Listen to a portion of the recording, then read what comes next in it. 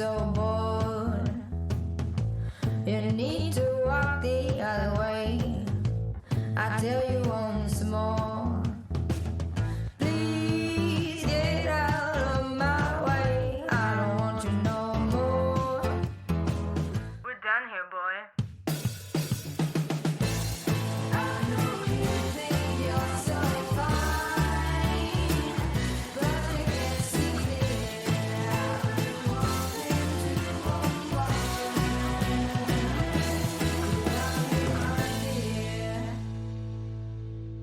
Hello and welcome to Women Leading in Cannabis. I'm your host, Kyra Reed. Thank you so much for joining us. Our guest today is Stephanie Graziano, CEO of Sensi-Media Group. Welcome to the show, Stephanie. Hi there. Thanks so much for having me.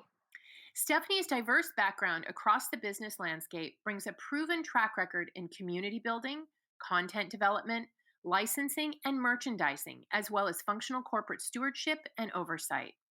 A veteran creative entrepreneur who thrives in startup and growth opportunities, Stephanie co-founded and held the position of COO, executive producer, in the innovative Green Flower, currently the leader in cannabis education. With 30 years in the entertainment industry as a producer, director, leader, executive, and entrepreneur, Stephanie brings experience with intellectual property development, commercial advertising, licensing, and international co-productions and distribution of broadcast and print properties. She's managed initiatives and teams of people on 7 continents, hundreds of live projects in motion simultaneously, and understands how to let great teams work and reach goals. She enjoyed executive level positions at Disney, DreamWorks, Fox Broadcasting, Marvel Entertainment, and led operations of teams in multiple European and Asian companies. Stephanie is a co-author of Conscious Entrepreneur, a Silver Nautilus award-winning book, and the acclaimed book, Writer to Writer. Wow, Stephanie, what a career! Thank you. It's been fun. So you've got a really fascinating background that ranges from working at Marvel and with DreamWorks in animation to founding a cannabis media company with Green Flower. What was the catalyst for the change in your career direction, and why cannabis? Well, it was a really interesting move. It was actually just, it wasn't planned. It just happened. I was fortunate enough to meet Max Simon in a business program that he was leading. I had actually left the entertainment industry, had launched my own business coaching company, had been working that primarily with women entrepreneurs for about 5 years. I took a program that Max was offering on online marketing. And the two of us, over the year of the program, just really discovered that we had some synergistic talents and perspectives and outlooks for success. He brought a deep knowledge and love of cannabis and the cannabis industry, and I brought a background in production, in video, in content creation. And at one point, we just looked at each other and said, why not? Like, this is something that the industry could really use. I mean, this was quite a while ago. This was 2014. So there wasn't anything like what we were determining we were going to be best in the world at, right? Which was creating online video-based education. And from there, it just spiraled into a really amazing company with thousands of hours of great expert-led content, and really threw me into the world of cannabis. And how do you feel about being here now? I think it's amazing. I mean, I think that it's a really a unique time in our history to be involved in the propelling of a human right of choice. And not only that, but on the cutting edge of so many discoveries, on the change in what activism looks like, and riding the waves of so many other social changes in society around the world. With your position at Sensi, you are now one of a small group of women CEOs in cannabis, and we're down to about 8% are women. How will Sensi Media be part of the solution of advancing women and people of color in cannabis from your position and being part of just 8% of women in the entire industry? How are you going to pioneer as a woman CEO in a way that will help and encourage other women leaders to step up and show that women can run a company very successfully? So it's kind of a two-part question. One part is, how are you going to lead Sensi Media in the advancement of women and people of color? And then how, as a CEO, are you going to lead the charge in showing the rest of this industry that women can do this? Um, in regards to the first question, I've been here at Cincy for just a few months now. And one of the things that I've recognized is the strength of the women on this team. It's my goal to not only bring the sensibility that I think women CEOs um, bring to an opportunity of leading a company, but also to share the experiences that I've had as an entrepreneur and a leader and as a woman, and as an Asian woman, in all types of corporate situations as well as entrepreneurial situations. I'd love to be able to share that internally with our teams to help elevate the women who are so strong and so enthusiastic and so knowledgeable about our business and who love the connections that they make with the outside world on behalf of the magazine, to really help mentor them into leadership roles within the company. And I think we've already started to do that. So I've already elevated two women within the ranks to positions that are going to be leading opportunities for the magazine's growth and strength in the industry. And I think that their drive and their perspective is really going to help propel that. When it comes to the industry at large, I have met so many amazing women leaders in cannabis, and I think it's just a matter of opportunity, of taking advantage of opportunity, of taking advantage of innovation that women have a strength in. It's intuitive and on some levels nurturing, it's connected, it's open. I just really feel like the female leader energy is amazing. And the more I can get connected and stay connected with other women in the industry, the more we can nurture and mentor other women, women of all colors, all nationalities, all areas of the industry, all backgrounds in terms of experience. I think the industry is going to benefit from that. The world is going to benefit from it. And I completely agree with you. I talk with women leaders in this space all the time. And when I saw that we have only 8% CEOs in cannabis, it's a hard thing for me to wrap my brain around because I am surrounded by so many incredible women leaders in this space who bring talent and ambition from other industries that I mean, we wouldn't be able to be where we are in this industry without the women who've brought their talents and skills and leadership to the space. So I'm so glad to see you are also seeing the same thing. And I think it's amazing what you're doing at Sensi, especially promoting women from within. That's great. Well done, Stephanie. Thank you for that. Thank you. Yeah, Sensi has been, so let's change the subject a little bit. Sensi's been a part of the cannabis landscape for many years now. How do you see cannabis publishing changing as a whole, and then in particular with Sensi over the next 5 years? It's no longer, the high times version of just images and conversations around cannabis. Sensi really dives in and gets the whole lifestyle perspective of it. How is this going to continue to change over the next 5 years? I really, so I think like many people, Cincy has always been at the top of my list in terms of industry publications.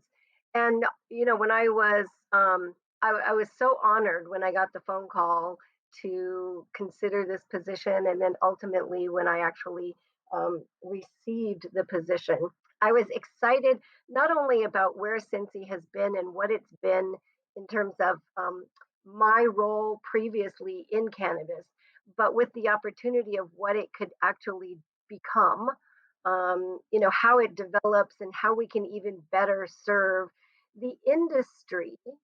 I love all of the lifestyle that Sensi has always been involved in.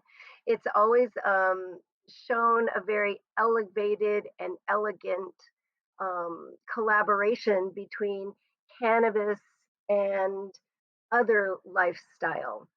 So I think, continuing in that vein, being really creative and innovative in terms of what we bring, in terms of conversations within the magazine, certainly more of the expert voices, more women's voices, although we do have a lot of women editors who are writing for the magazine, and I really appreciate that.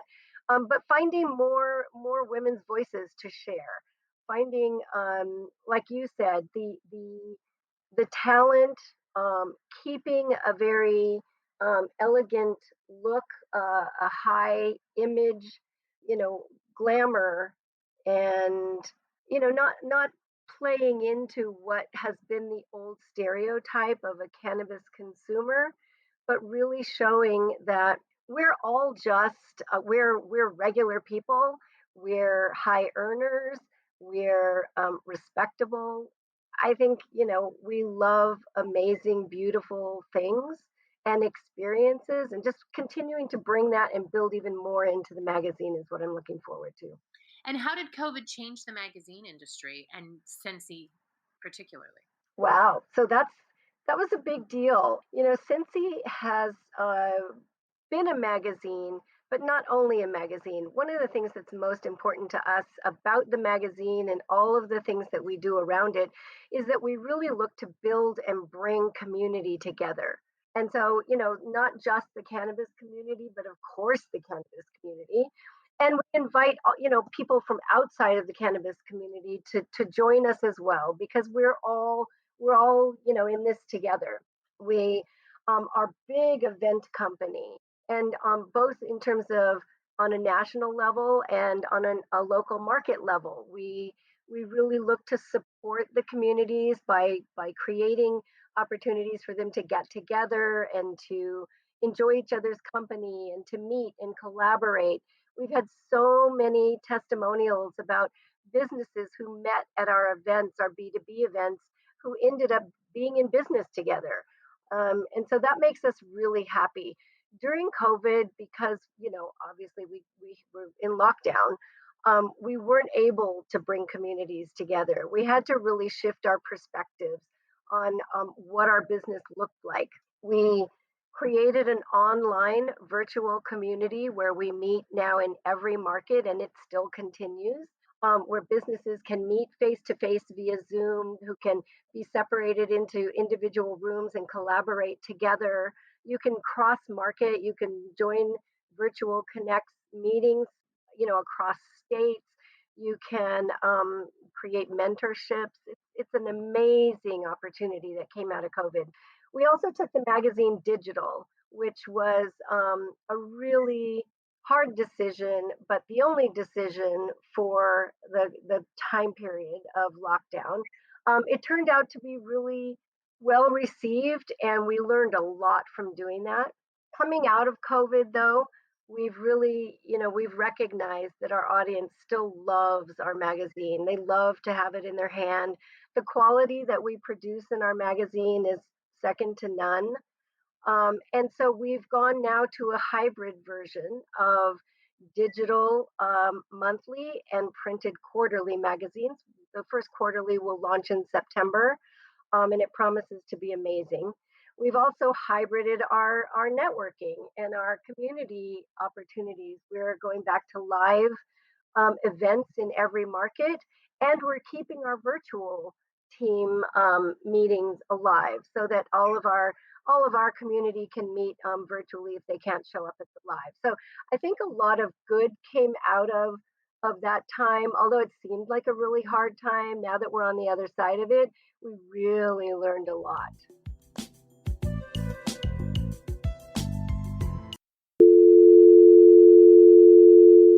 This is a sound that cannabis companies hear when they try to place an ad on Facebook, Twitter, or Google.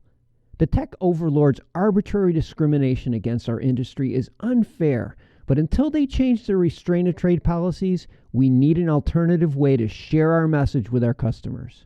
Cannabis podcasts are one of the last advertising platforms not controlled by the tech monopolies. And for as low as $9.99 a week, cannabis companies have the freedom to play their uncensored commercials to customers around the world. Don't let the tech bosses dictate how you run your business. Go to PodCONX.com, that's PodCONX.com, and for just $9.99 per week, you can go from this to this.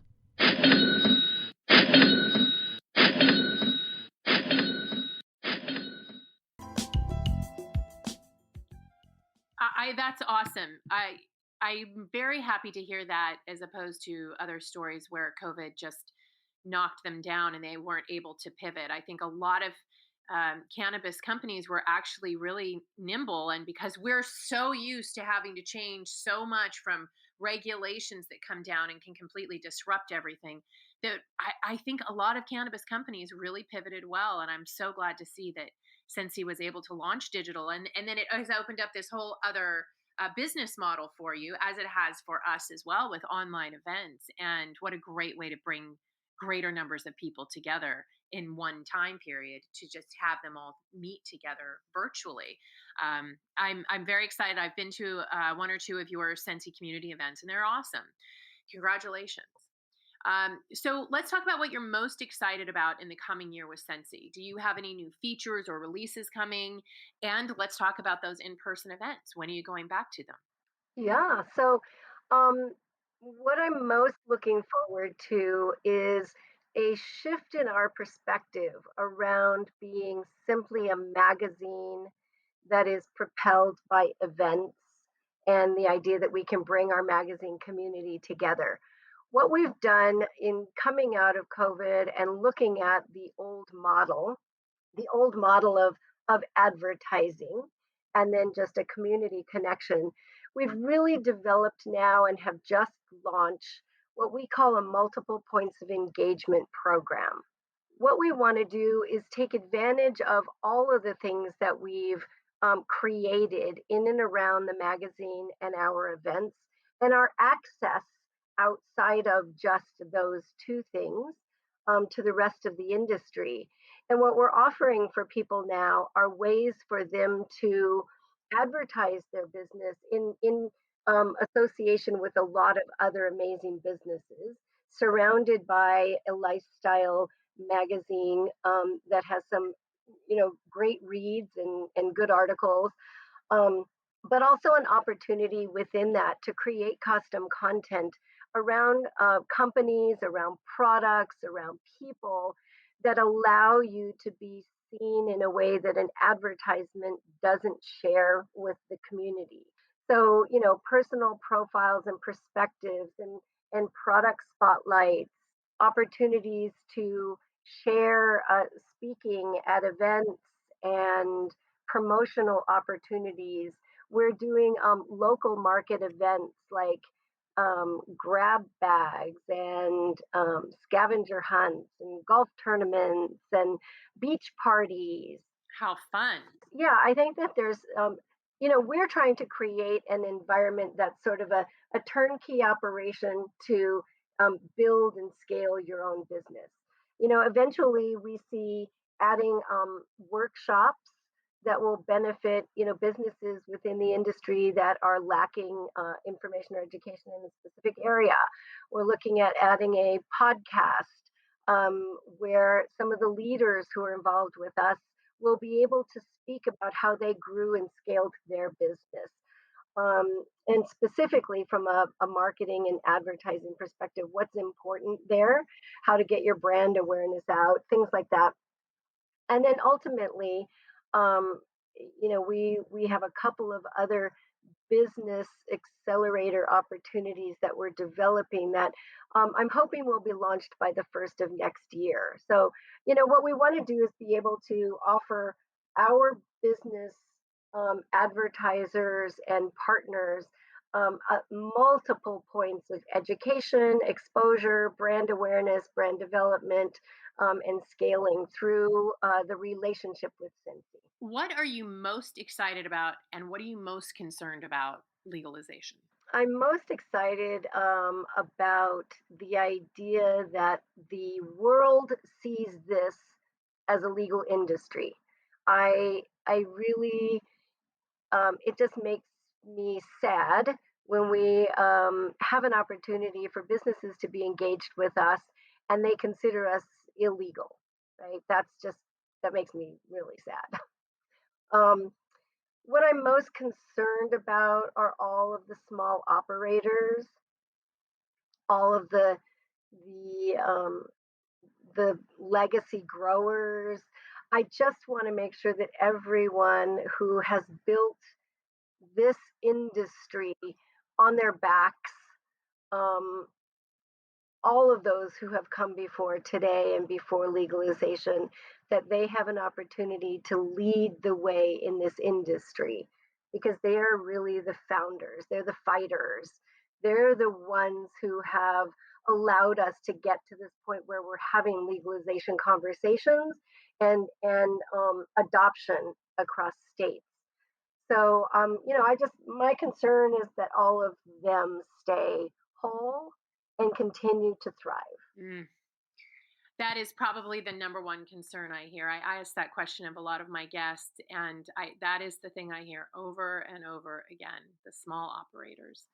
Hopefully, we will be able to do something to prevent that from happening if we're all aware of it before it comes down. But it sure would be nice to be seen as a legal industry. I completely agree with you on that. So, if women want to get involved with Sensi, what opportunities are available for them, and how do they reach out to you to find out more about them? Well, gosh, my email is right on the website. It's in every magazine, in the masthead. Feel free to email me directly, and I'm happy to talk about any current opportunities. I mean, we're absolutely in a growth mode. We're looking to launch new states. We always are looking for new sales executives, but we have opportunities in terms of women who are innovating in the industry, women who are designing new products. Um, we look for artful, um, design as well as um, voices. We're always looking for writers. We're looking for storytellers. We're looking for people to interview executives who are doing amazing things within their own companies. I think there's so many opportunities to get involved with us. Um, but I would just welcome hearing from anybody, honestly. I love that. Thank you. And thank you, Stephanie, for your time and for sharing your journey with us today. Ladies, thank you for tuning in. If you haven't yet joined the Women Empowered in Cannabis community, go to our brand new membership portal at women-empowered-in-cannabis.com. There you'll find lots of information on our new memberships for women working in cannabis. You can also find us on Clubhouse as WEIC, where we host AMA rooms with investors and recruiters and monthly open mics to introduce yourself to the community. WEIC is a community that provides resources, connections, events, and content to women working in cannabis in the US, Canada, and around the world where there's an interest in cannabis legalization. We welcome women who are currently working in cannabis or curious about taking a leap into the industry. Consider becoming a supporting member or a supporting business for benefits and access across the network. And join us again for another conversation with smart women in cannabis. And if you enjoy this podcast, join us for a unique virtual leadership summit where we are discussing power and collaboration on July 21st.